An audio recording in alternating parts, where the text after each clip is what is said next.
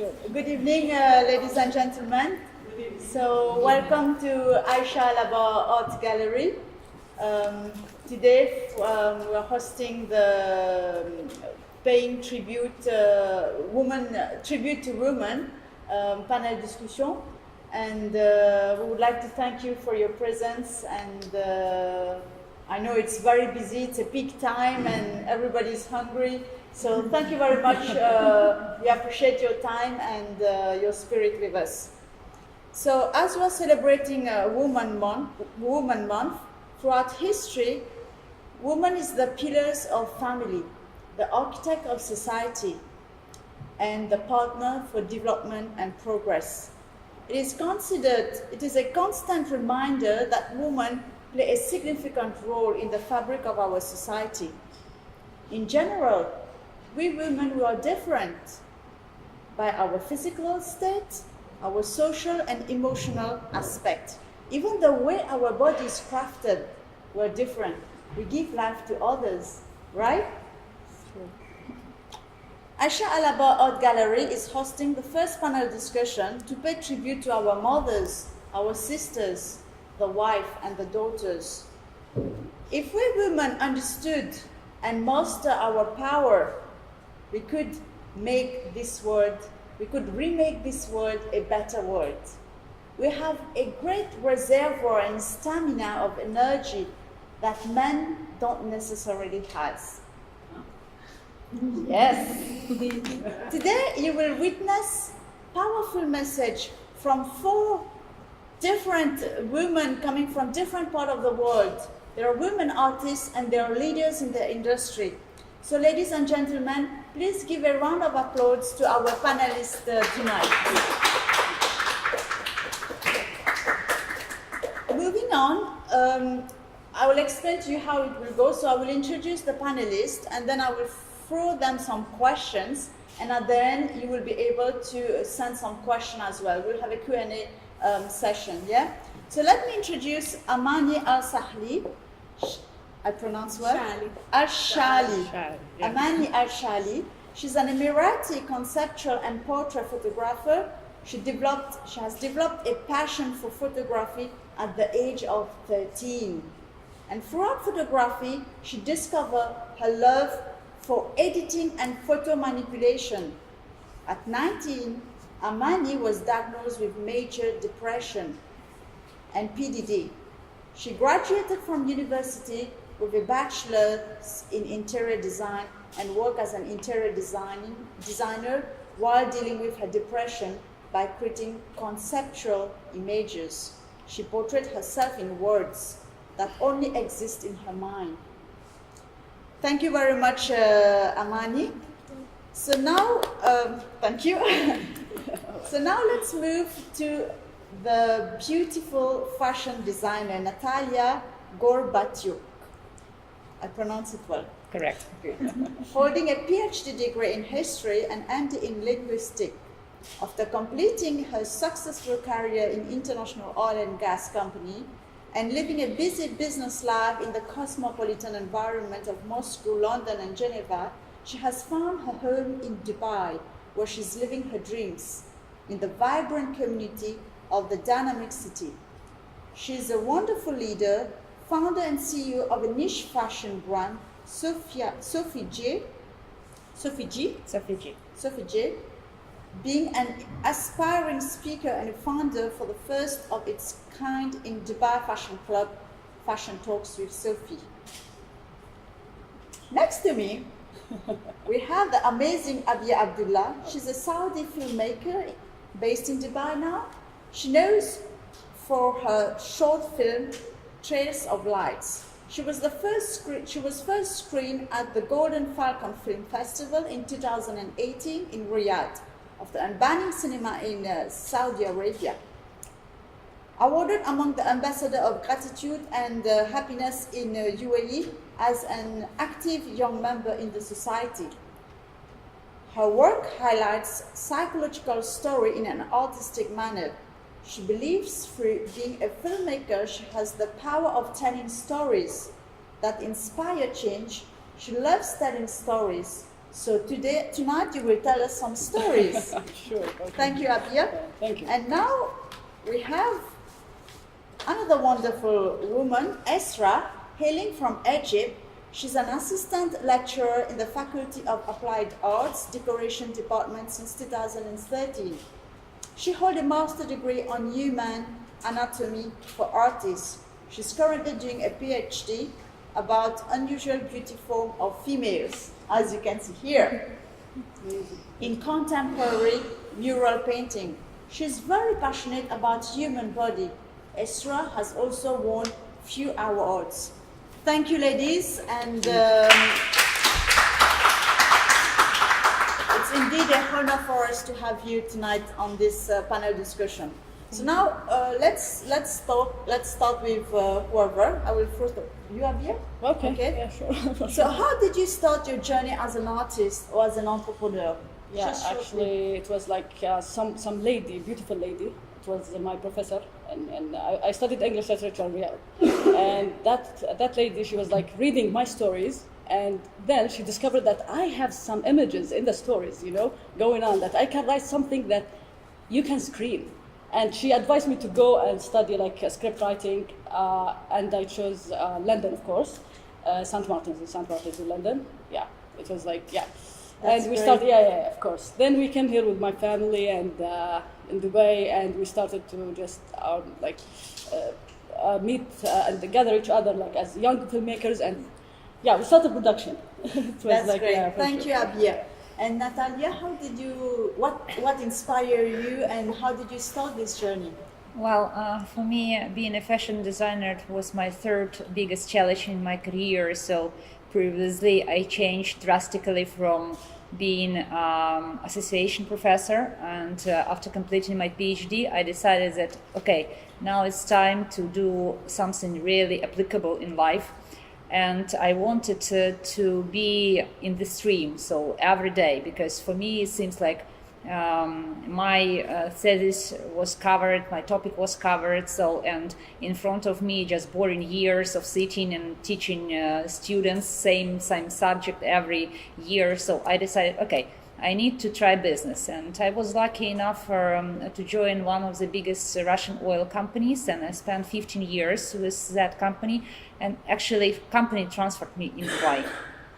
But unfortunately or fortunately, it's happened that the project was shut down 3 years ago, and then I had big time of thinking what is next. And I came back to Moscow for a few weeks, and I realized that no, I don't belong there anymore. So I have roots, I have power of my culture, my language, but I'm already somewhere else. And then I spent a few weeks staying with my dad home, and I was sorted out the family albums, and I came across the audio tape. It was my parents recorded me when I was 5 years old, and it was 45 minutes of endless talk to my doll, who named Sophie, and I was talking to her about, let's say, fashion, but in this very girlish way, expressing my ideas about what is matching, what's not matching, what she has to wear, what she doesn't have to wear. So it was very inspirational and touching moment for me, and I realized at that moment that probably through the whole my life I wanted to do something that can serve other women and make them being more confident, free, and conscious about themselves. So this is how the idea of a fashion brand was elevated, and by that time I had a business partner. She was a Ukrainian lady, and we started this project together, but at the later stage. So I brought this project in Dubai, and first collections that we created together was extremely positively accepted in Paris and in London, and it was very powerful moment for me. And after that collection, actually I would say that brand was born. That's very great. That's great. That's great. What about you, Esra? How we will come back to you later. Sure, sure. And Esra, how did you start your journey? Okay, I've been practicing art since 12 years as a student in the Faculty of Applied Arts. Then after graduation, I was the first of my batch, so I got a job as a teaching assistant at the same faculty. After my master degree, I got married, and after marriage, I gained a lot of weight because of health issues. So I was about to fall in a very deep depression, real depression. So with the help of my husband and my family, I could turn this depression into art. That's how I translated my problem into happy ladies playing and enjoying their life, no matter how fat they look, or no matter how they look or how they are going through. They are happy and they are enjoying their lives the way they are.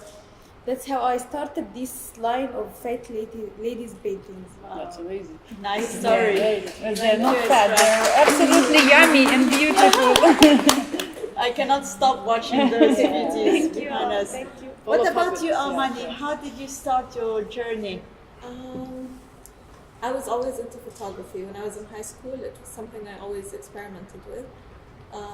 But when I went to university, I wanted to study photography, but my parents said it's not a real job. So I ended up doing interior design. And I kind of lost track of photography for a few years. But once I graduated and started working as an interior designer, I started getting depressed again. I've always been dealing with depression since I was 13. And because of the stigma that surrounds it, it's every time I would say, ask my parents if I could get some help, talk to someone, they'd be like, oh, you're not crazy, you know? So I was working as an interior designer for a few years and decided to start creating images again. And in doing that, I managed to kind of heal myself by creating, putting out all that negativity that was inside into images. And there's a lot of photo manipulation that goes into my work. So like you said in the introduction, it's like creating my own world, kind of what's inside my head. I try to put it out into a picture. So I did that for a while and I started sharing it and people responded really well to it. And that's how my career started as a full-time photographer. Eventually I quit my job as an interior designer. Well done. So ladies, I'm sure you had great stories and people are following you. You're a leader in your industry now. So along the way, your success story, I'm sure there is lots of challenges, right? So how you as a leader, as a woman, as an artist, how you overcome those challenges? Anybody, yeah? It's open. Yeah, to overcome your challenges. Wow. Okay. One of the challenges, especially in my industry, in the filmmaking industry, especially for there's a lot of guys there, okay, especially for the technical side, for the camera men, and there's huge men, huge, and they always try to test you if you are worth following or no, you know. So that was one of the huge challenge that I was trying to just overcome over and over again. I still, but actually the best way of winning the game is not to play it. I'm not playing their game. Okay, so I'm just being me, presenting my art, being myself there, and doing what I need to do as a director, you know. So even if they're playing games, testing me, throwing words, I'm just not playing the game, you know. I'm just presenting the idea, presenting what I need to just give, and it's a success after all, you know. Yeah. So yeah, I'm sure it's a big. Yeah, for sure. It's hard, but especially when other people underestimate your value as a woman, you know. So it's sure. That's not great. all of them, of course. Yes, not all of them, for sure. But I'm talking about even for I'm not talking about men only. Even for the whole women industry. as well, Yeah, the industry itself. Yeah, it's not an easy one, but it's beautiful after all. The result is beautiful. When that's it. Thank you, Abiya. Yeah, sure. In your other question? Talking about my attitude to challenges that I have and still having, the first and foremost, the biggest battle that we have to win with your dragon that lives inside of you. So to overcome your hesitations, your fears, and to grow over yourself. So that is, I think, the endless process that I'm doing every day, from morning till night. So I'm overcoming my limitations. I mean, the first and foremost is limitations that you have in your head. Talking about business, from business perspective, I think that the biggest challenge for me it was to make a first sale, and it took me a while to make a first sale, and I don't know why. Maybe I wasn't confident enough about myself, but people liked my product, but they didn't buy. And then I continuously was working on myself, and the first and foremost, and then I broke through this issue, and I did my first sale myself. When the customer came to me and said, "I like your product, I want to buy it from you." And it was like a wow moment, and then I started going pretty fast. Wonderful. Do you have challenges, or life is perfect, or it's beautiful? Of course, any successful person in any field has his own challenge. Yeah. For me, in Egypt, the challenge is older artists, because they always see you as it's still too young, you still have a long way to walk, your art is still immature. I actually don't know what is the immature art, what is the definition of mature art at the first place. Yeah. But the truth is, the real challenge is being a better version of myself. This is the real challenge. So as you said, this is the important part is being who you are, and doing what you want to do, the way you want to do it, because people won't like what you do anyway. They will criticize you anyway. They will have another opinion anyway. So just be yourself. Just overcome what's inside your head. This is more important than any other obstacle. This is the biggest one. Amani, when your parents tell you no, you're okay. So how did you overcome this time? I know this is gonna go against the common conception, but honestly, I've never had, when it comes to creating my work, I haven't had any resistance because I'm a woman. All the men in my life, from my dad to my brothers to now my husband, they've always been very supportive, and the government here, like, I've gotten so much support. I don't know if it's because, like, it doesn't matter that I'm a woman or not. Mm-hmm. But I agree with what these ladies are saying. You know, we are our own biggest challenges. It's very much internal what we have to overcome, more than the external. Yeah, I agree. Yeah. And you, Natalie, you spoke about wow moment. Do you have any wow moments? Of course, yeah, for sure. Do you want to share this wow moment with the audience? Yeah, actually, something in my family, actually. Yeah, something in the family. My uncles, coming from like my background in Saudi, actually, what happened when they started to open the cinema, and the last people that I thought that they will come in the red carpet with me in the opening was my uncles, and I was surprised that they were with me actually there, and they were like, so I forgot everything around me, and I was like focusing on their smile, just feeling proud of me. So this one is like a turning point to me because of the family. Family is the most important, like, support. Yeah, agree. You know, this chef must be proud of you. And you coming from a region where cinema and you know, it's a bit I don't know, it's banned, right, in Saudi? No, actually, they're like now we're like working, and we're having like a lot of like workshops, a lot of and we have our like Saudi education festival. is Yes, of coming course, in. of course. So how do you see yourself? How do these people see yourself? You are in Dubai now. You're a successful young woman. You're doing great. So how these people? Actually, everyone is started to just learn more about it, Everyone is excited to know more about it, and there's a lot of talents there, and we have the support from the government, we have the support from everyone, from the families, and it's like it's art, and it's like we're coming with huge success, inshallah. Great. Amani, can you share with us your wow moment? Don't tell me the first time you met your husband. That was a good moment. Yeah, well, actually, quick story. We were both exhibited in the same gallery, and that's how we met. Wow. See, art connect also. I think the moment I felt worthy, or I felt like I was making a difference, well, actually two, sorry. When I started getting comments online about people going through depression and telling me how they see themselves in my images. But another moment was in my very first exhibition, I sold a print, and later on I found out that the person, I didn't know who she was, she didn't introduce her full name, but later on I found out she was from the royal family, and she sent someone to pick up another print of mine. Wow. And that's when I felt like, someone cares. So, wow, Yeah. yes.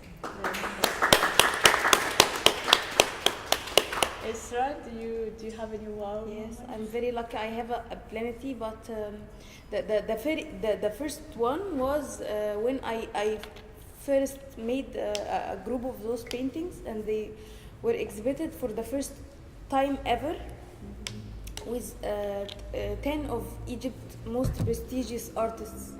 Then I was so scared. I didn't want to go to the opening. I had my stomach was aching so much. I just Butterfly. Yes, I was very very unconfident, and I thought that my art is not good enough to be exhibited there.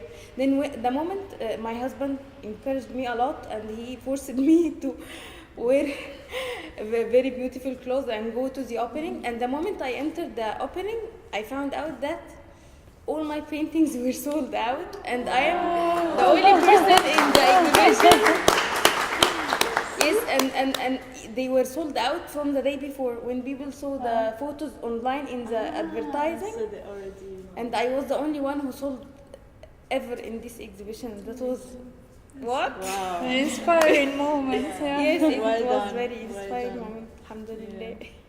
And what is your vision, ladies? What's your vision? You as a woman artist, we all have a vision, right? And if you want to share how you want to see yourself, for example, in 5 years, in 10 years, what you want to achieve. Yeah, actually, I want to see like my generation, the girls from like my generation, and everyone just finding their voices, and telling more stories, and presenting themselves in a very strong way, just to change, to make the real change. So yeah, this is the vision, and this is what we are like, because it's always about teamwork again, and it's like always about us believing in each other. So this is the vision I have in my mind. Yeah, for the ladies, everyone. Yeah, sure. Anybody want to share? What's your vision? The same thing. What same? For ladies to be empowered, to be success, to be in the first line of every field. And what can you do to empower other women artists? Like, I'm sure you have a lot of followers. Yesterday you were talking about Instagram, how many followers you have. There is a lot of artists as well follow you. So how can you as an established artist now, so how can you empower other artists? For me, because I have a lot of students, this is my very very big concern are my students. How can I help them? How can I bring them any opportunity to work or to be exposed? How to guide them through, not to go through the same obstacles I've been through, because I have experience. I can make them pass them easily. So I always treat them as if they were little sisters and little brothers, because students for me are very big part of my life. Even in personal matters, alhamdulillah, they trust me, and they always ask for my opinion, and I always try to help. That's how I work on helping other So you women. build a bridge Yes. between them, and Yes. so they open up, and Yes. that's very good. And Actually, I feel a lot of constraints that comes from fashion industry itself, because it's very it's multi-billion industry, and for me it was like open mind decision. I mean, understanding of the industry, because before I thought that the more complex and the more sophisticated industry was oil and gas. But when I came to fashion, I understood that it's more regulated than ever, and it's regulated with a lot of rules, sometimes not written anywhere, but there's some certain rules from buyers' offices and from big players on the market, and they regulate not only the designs, what we are going to wear in 5 years, the prints and colors are selected today. So because the industry should work and should have time to produce this amount of fabric and certain colors and certain patterns, and then we have this mass market, all the same, filled with all the same designs with the same clothes. So I came from Soviet Union, so I was born back in Soviet Union when we had very limited choices going into the stores. And what I'm feeling now from about the industry, we haven't the same. So going to the store is either a big brands, big names, and or it's a mass market, all the same story. So, and I see the industry more free for designers to express themselves, to bring a value with every collection, because it's a myth that your collection should be created for a certain age or a certain group of people. You know, the buyers, they require you to describe the collection. So I did, and my latest collection meant to be for girls between 21 and 35. But I was surprised that biggest share of my collection went to ladies between 35 and 48. And 2 weeks ago, I had a customer from Moscow. She is in her latest 50s, and she bought from the same collection. So I think that the industry imposed a lot of unnecessary rules and shrink the options and minimize the choices and impose a lot of unnecessary, let's say, ideas about style. So I want girls and women to be free to express themselves, and I feel that the industry moving into the niche brands who are less dependent from big stores, who are mainly sales through their own channels, and they are more flexible with choices of ideas. yes. Yeah, and it has to do with the media as well. Like a lot. Oh my God, for sure. And how they present it, like but what I feel also that we are living through the end of bloggers. A lot of them will disappear because it's also very much against of the normal way of business, running of your own business. So let's say when the blogger cost you $1,000 per post, it just what I asked her, what is your value added to my brand, and she said 6,000 likes. So what? How many conversions? How many real sales you will bring to me? She said, I don't have this. I don't have the statistics with me. So okay, sorry, but I see no value to pay that much. So and I think the social media overrated a lot. Actually, social media play a very important role in our days now. So we as an artist, some artists, for example, they depend a lot on social media. Maybe I would like to ask all of you to share your experience with social media. Some of us are very successful, while others is still struggling, and it's a tool that we artists need to know how to manage and how to make the most efficient, right? So maybe Amani? I am the worst at social media, honestly. I don't post regularly, and I know you're supposed to keep people interested in what you're doing. As a creative, I physically and mentally cannot produce work all the time. So I feel like that puts even more pressure, because I want to create stuff, but I'm not inspired, so I want to give myself some time. But then people forget about you. And so that puts more pressure on you, and the more pressure there is, I feel the more blocked I get. So it's just this never-ending cycle. Yes. It's a vicious cycle. I'm still trying to figure it out. It's challenging at times, right? Yeah. What do you think? It is, indeed. It is. Because whenever you're appearing on the social media, you're here now with a certain feature of personality. You couldn't share everything about yourself.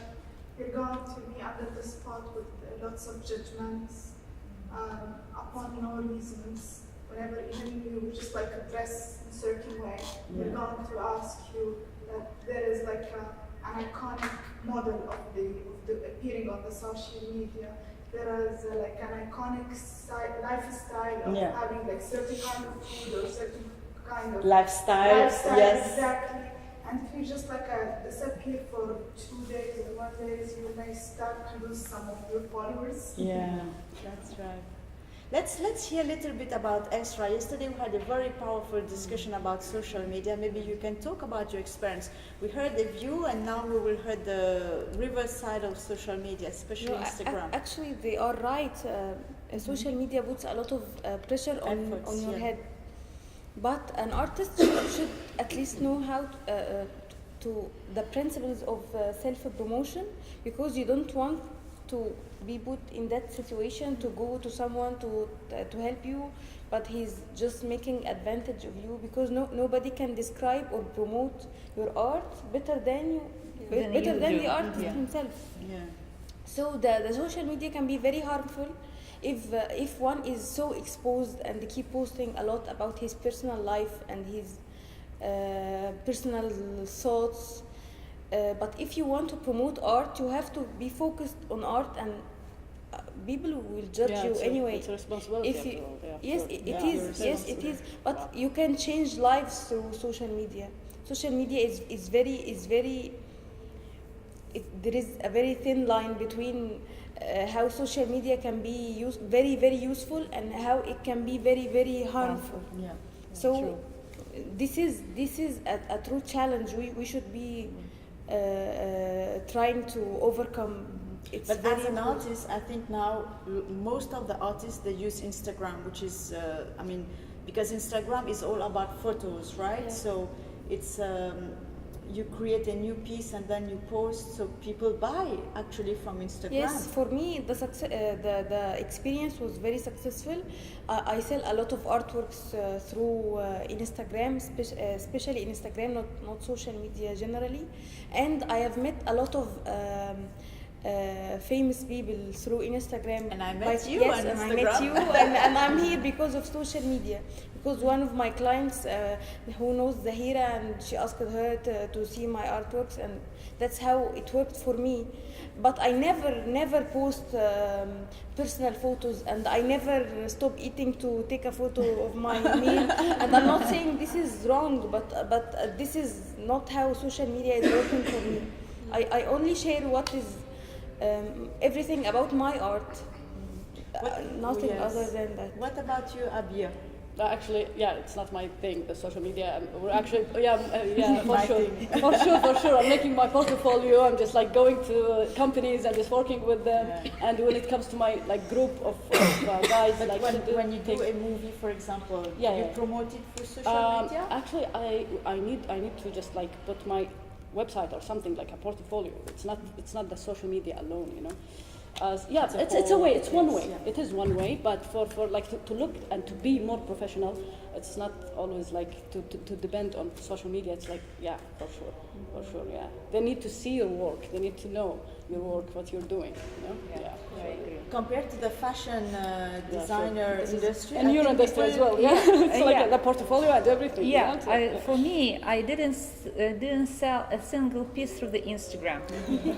For me, it's absolutely useless channel, to be honest. Yeah, in terms of exposure, yes, maybe it will work in some long term, but I am totally against of this artificial followers. So all my followers are natural, or it's organic, and they are not very active. They are not comment a lot, and they put likes, but they're not comment a lot. So and actually working with professional bloggers didn't bring a lot of value or success or business to me either. So, I feel that if it will be done in more professional way, maybe in a while, so I will have a professional marketing person who will take care of it and post regularly. Yes, of course, to expose yourself, you will be more visible. But let's say big names such as Chanel or Dior, they were the last who joined this big wave of Instagramming and selling online. And I even not sure if Chanel is selling online, because certain brands, they successful when a customer put it on, try it on, feel it. And my channel is retail. So when the girl just try it on, she feels, she understands, and then she cannot leave the store without buying. So I think that again, so for certain businesses, yes, social media can be very successful, and for certain range of products under, let's say, $160, so people are selling a lot on the Instagram. And when it is about sensitivity, so I think the best way to channel in your artworks or your fashion design, so still through the personal contacts and exposing a collection somewhere where people can try it on. And maybe gradually I will gain a lot of followers who bought from by that time will be have this shopping experience offline, and they will come to me online. But as of now, I don't feel a great value or big success for me being online or exposed on the Instagram. Thank you, Natalia. Maybe I'll throw another question. Who are your customers? Are they here in Dubai, I mean local, or in Egypt, or they are worldwide? And how they reach you? They reach you. Most of my customers, so we presented this, the first collection is called Unveiled, and it's collection of cocktail and evening gowns. So we presented this collection in Paris showroom, and we were selected as one of those designers who was offered to stay for 4 shows, but we spent only 3 with that showroom. So, and we gained some customers, increased our customers from Europe, and it was private customers. And again, it's the power of giving people a choice, because our customers were quite high-end customers with very demanding standards. They knew clearly knew what they want, and they could afford go and buy from big names, but they wanted something that has a story behind.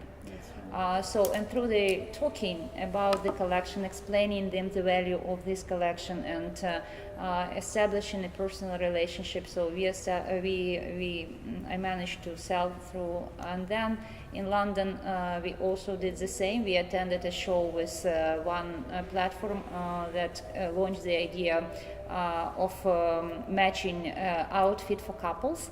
And it was a show in Libertine, this central London, and then we sold a few things just from Runaway.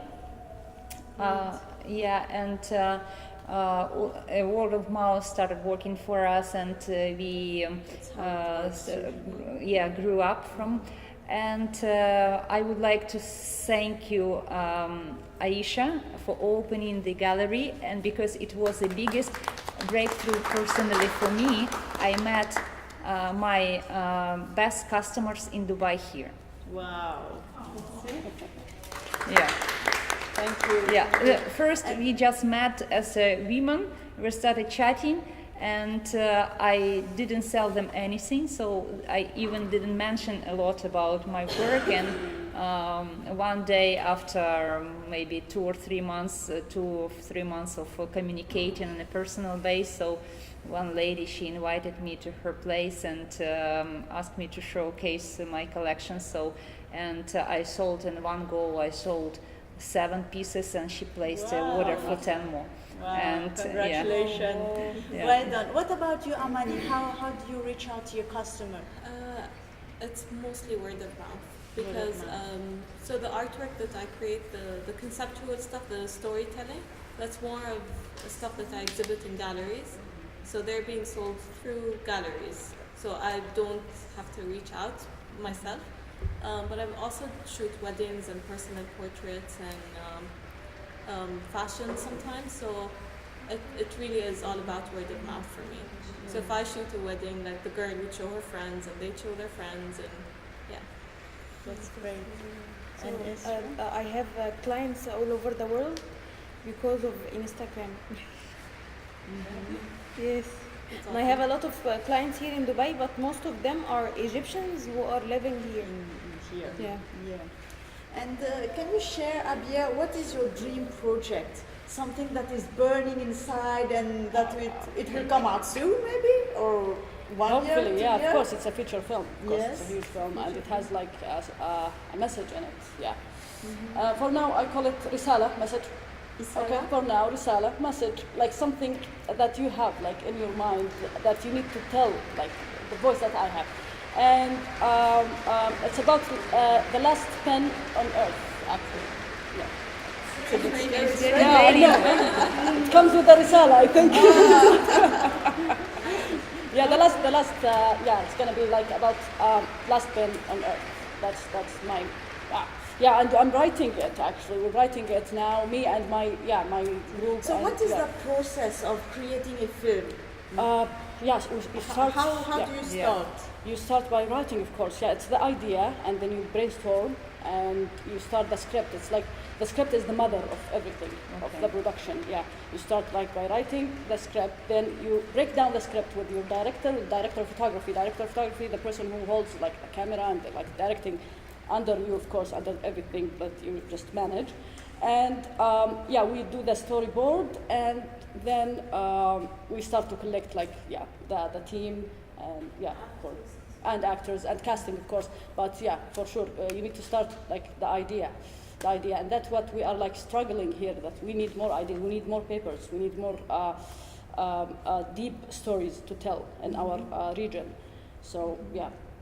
And how is the law here? Is it welcoming directors to produce? Or how do you For lead sure, this? the supporting, like of course, I got the support here actually. I got of course, I discovered myself more here. Yeah, in Dubai actually, yeah, and we're like, of course, and we're I'm very thankful and grateful for this, for sure. Yeah, for sure. That's great. And do you have any dream project in mind? Yes, I have a dream project. Yes. I want to turn my paintings into huge murals in public places, the main places to be seen more, like a metro station or an airport or a very Crowded. a very crowded place. So every woman who's just going to her work in the morning or just coming back from a can trip, reflect yes, and just inspired. yes, to radiate happiness everywhere. But I dream always of a very, very huge mural. Inshallah. Inshallah. And you are Mani. I have a few different dreams. I want to write a novel, like a fantasy fiction book.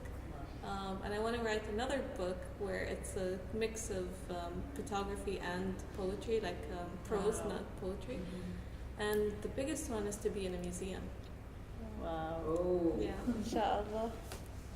We all have dreams, right? Yes. You all Anybody have want dreams. to share their dreams from the audience?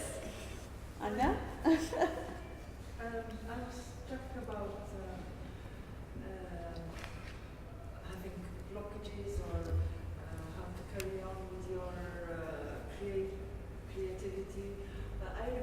very much a book by Elizabeth Gilbert, which is called Big man. Big Magic. Have you read it? I love that book. Yes, Yeah. and I keep it by my bedside because whenever you are stuck or, it's so Is it big magic? lively Big magic. and you can apply it, and I think it's important. If you are creative, you don't depend on whether you feel like creating. You have to be there every day, start, Just and create. it will just come to you. Because if you just expected your muse to fall out of the sky, you won't get anywhere. So even if you don't feel like painting, or you don't feel like writing, or you don't feel like photography, you have to do it. Just do it. Yes, yes. And also, I would like to, I don't know your views, but I always find it difficult to post my art on social media. I feel as if I am posting or imposing my art on others. So I don't know if you agree with that, or whether we should constantly post whatever we do. I should. It's too much to be posted, Yeah, or sometimes I feel that I'm being too intrusive into other people's. But the thing about social media is that if someone doesn't want to see it, they're just gonna unfollow you. Yes. Yeah, and if someone doesn't like it and they stay, then that means it moved something in them. Yeah. So there is a feeling there, even if it's negative, but you achieve make a something. difference. Yeah. Publicity is good publicity. Yeah. And in a world full of very bad news all the time, I think sharing art is Definitely. very I would like yeah. to comment on Wow. this. And also because social media can be used to bring changes, it's a positive, we can use it as a positive medium to spread positive peace, tolerance, and no matter, now Esrash is spreading a positive message about our body, how confident we need to be. So, If I can say also, Yes. that's actually what I'm doing now. For people who cannot be here, Yeah. you can share something. Absolutely. in the street. Do like this, selfie. Show yourself. So, yes, I think it's useful. That's very great. useful. Okay, we will reach to the end. So this year, the International Women's Day is talking about balance for better. So what message you have to bring for a gender balance in your industry?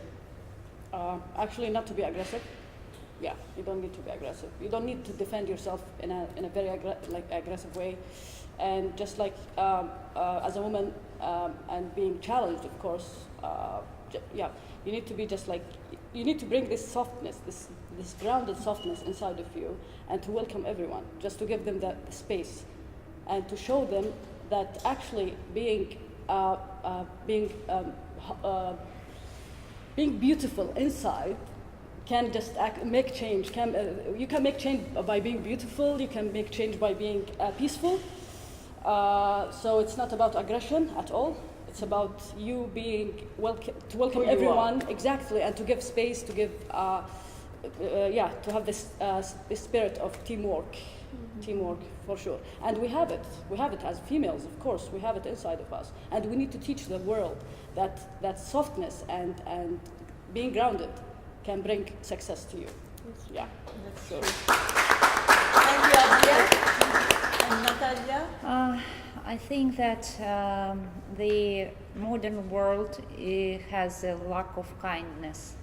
We need to be kind to ourselves, love ourselves every morning, be grateful to our parents for giving us beautiful life, and then to be grateful to other people who nourishing us with experience. Even sometimes it can be a bad experience, painful experience, but we have to take it in the right way and grow and learn from it, and became as Nesra said, be better version of ourselves. Yeah, sure. And in this way, only I think in this way we can add value to the world and help other people grow. So I think kindness, yes, in all ways, in all possible ways. Thank you, Natalia. Esra, what's your... Okay, I think that when women support women, when women support women, this matters the most, and when a woman judge a woman, this hurts the most. So before asking any society to accept their women, women should first stand for other women. other That's women. the most important thing women has to do. Thank you. Thank you. Very powerful. Amani? I kind of had something similar in mind about being kind to yourself first and foremost before, being able to spread out that kindness. I think the biggest thing is mental health right now for me specifically. Like, that's something that I want to see people talking about. I want people to address it. It's still, even though it's starting to change now and people are talking about it, there's still a stigma, especially being women and being a woman and like people blaming hormones. That's not okay. So yeah, I think keeping the conversation on mental health going. Yeah. Thank you very much, ladies. It was really nice, great conversation with you tonight. So I'll leave the panel open. If you have any question, please. Maybe it's not really a question. Yeah, it's a question actually. It's concerning the gender balance. We were talking about having the kindness. I fully agree with the statement about being yourself, being nice and soft. In terms of balance, on gender balance, should we ask also ourselves, in terms of women, what do we do in terms of balance between the women? That means you mentioned about not being aggressive or not opening to other women. How can we say, okay, I want to progress, I want to do, but I want to help the other women also to progress also. Because a lot of women, when they get to a certain position, when they get to be known, they just think about themselves. They just sometimes also against the other progress of the other woman. And do you think that before asking the gender balance to the men, we need to ask ourselves, how can we help the other woman to progress together and before going all around us? So what do you think about that? Sure. It actually goes both ways, actually. To find it within yourself first, then you approach whoever in front of you, female, male, just find it inside of yourself. Find the peace. You need to be peaceful with yourself first. And to know that you are worth it, worth doing the thing. And to know it real, inside your heart. And then when you approach someone, they will feel it. They will know that you are willing to help and willing to give, to receive. So when I'm approaching even females, males, everyone in my team, I'm just willing to give them more than 100% of my time, of my anything that I have, any experience that I have, and then I teach the person, not I teach, but they're learning how to give back. So you need to be willing to give, so you can receive. So give kindness, and you will receive kindness. Yeah. Any other question? Yes. Just like to comment, you are doing a lot to encourage art and people to like art, but I get sometimes disappointed about the turnout of people who come to exhibitions. You find a lot of young people who seem to sort of not boast, but think they're very, modern and cultured. But then when you invite people to come to exhibitions, you would have thought that nowadays people would be more aware of art and how important it is to derive enjoyment from looking at paintings. You don't have to buy, but to be surrounded by art when there's so much art. It's a pity that the younger people and the older people don't appreciate it so much. And I wish that younger people, instead of just clothes and fashion, if they also include paintings and photography and drama and other forms of art, it will be so much more enriching. Like you mean a fusion of all the art industry? Yes, Yeah. whether it's drama, whether Yeah. it's film, whether it's fashion. Yeah, it's all form of arts. Yeah. I think it's a pity that Yeah. there's not more. Yeah, I think also there is a problem. The culture of art, especially because Dubai is a cosmopolitan society. You've got different nationality and people coming from different part of the world. It's starting. I mean, there is a lot that the government is doing. Galleries, like now this month, so many things happening in the art industry. But then we still need to educate our people, our generation. Now I'm here, my son is in the car. Just an example. He's a teenager, he's sitting in the car. He's not interested. Do talk, or I'm not interested in art, you know? So it's our responsibility as a parent. It starts from us in our house. In schools play a very important role as well. Yeah. You know, because the culture of art, I mean, some people, they appreciate, they know, they come from different background, but some people still, we need to do this education. Yes, that's what I tell my children. Life is not just about going to restaurants. Or And now going with to these parks. games and phone and everything. Yeah, and if you It is allow a me lot. to add, Yes, please. we also at a certain moment, I understood that people, the fashion is always spoken, but really not so many people understand fashion. And I decided to establish a fashion club, and it's from one way it's a discussion club where we discuss history of fashion, and through the history of fashion, people understand better themselves. And after the first discussion that is about, in my lecture, is about history, how the fashion started, and was back to Victorian times in Victorian England. And then I presented some pieces of my collections which had patterns and this element of Victorian costume reread in a modern way, of course. So, and I had a lot of positive comments that our ladies came up right to me and saying thank you, because we are having a different vision for this specific dress, and this eye-opening information available for them that is very applicable, because they go to the store straightforward, understand where it came from and why and how it's influenced the style or etiquette or some norms of moral and some rules in the society. So because fashion is like a coverage of everything. Exactly. So I think the education is very, very important. That is just to defend the point about people needs to be educated.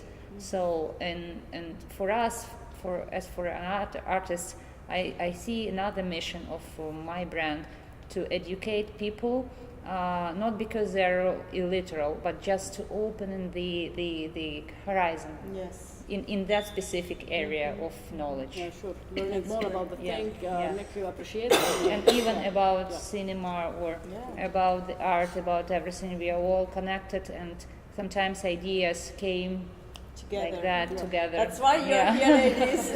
Maybe we can, with Aisha, we can organize a show for a, different industry, and Yeah, it's a yeah, for fusion sure, of, yeah, maybe, it's a and fusion of, especially nowadays, a fashion all about collaborations. yes, yes. A lot of very successful Yeah. examples. And you're all role models. You're successful in your career. You're from different art industry, so it's.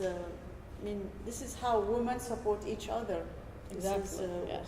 what Isra said. I think. Thank you very much, Aisha. Do you have anything to? Thank you, ladies. Thank you. Thank you for having us here.